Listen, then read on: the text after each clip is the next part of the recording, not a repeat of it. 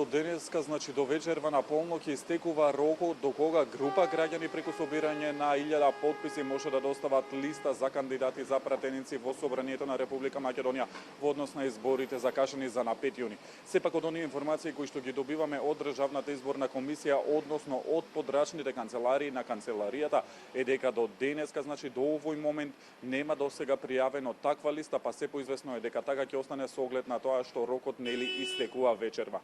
Инаку досега ниту една од политичките партии не доставила предлог кандидати за пратеници во собранието, сепак тој рок истекува на 11 мај и во текот на следните денови ќе очекуваме информации од Државната изборна комисија кои од партиите ќе достават предлог кандидати за пратеници. Во однос на другите рокови, утре вечер на полнок истекува рокот до кога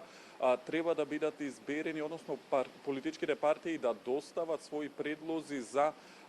кандидати, односно за председатели на избирачките одбори. Од она што го имаме како информација е дека досега, значи до овој момент, ниту една од политичките партии нема доставено своји предлози за председатели на избирачките одбори во земјава. Инаку што се однесува до избирачките одбори во дипломатско-конзуларните представништва надвор од земјата, тоа досега го сториле владеачката ВМРО ДПМН и ДУИ. Во однос на другите информации, нели во работата на Државната изборна комисија околу подготовката на изборите, веќе 10 дена како избирачкиот список е ставен на јавен увид и со што граѓаните можат да се проверат во истиот и да ги достават своите забелешки доколку имаат. Последниот пресек кој што го направи Државната изборна комисија беше вчера, а тоа е дека вкупно 2591 граѓанин извршиле увид во избирачкиот список. Во однос на таа бројка 34 лица ќе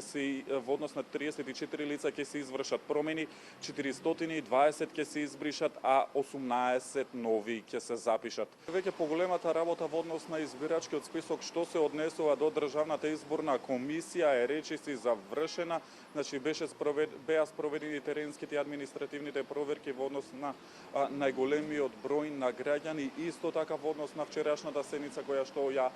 одржа Државната изборна комисија и дописот кој што претходно го достави техничкиот министер за внатрешни работи Оливер Спасовски, беше одлучено дека според одредбите на изборниот законник право на глас имаат сите лица кои поседуваат важечка лична карта или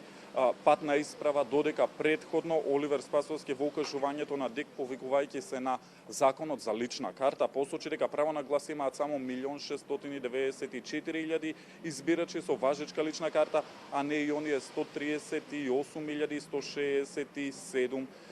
граѓани кои имаат само пасош. Против оваа одлука на ДИК која што вчера ја беше изгласана, беше единствено председателот на Државната изборна комисија Александар Чичаковски. Како што спомна, значи поголемиот дел од работата на Државната изборна комисија сега е завршена, сега остануваат значи уште оние моменти околу пред неколку дена беше спроведен случаен избор на членови и заменици на општинските изборни комисии, сега останува уште комплетирањето на избирачките одбори.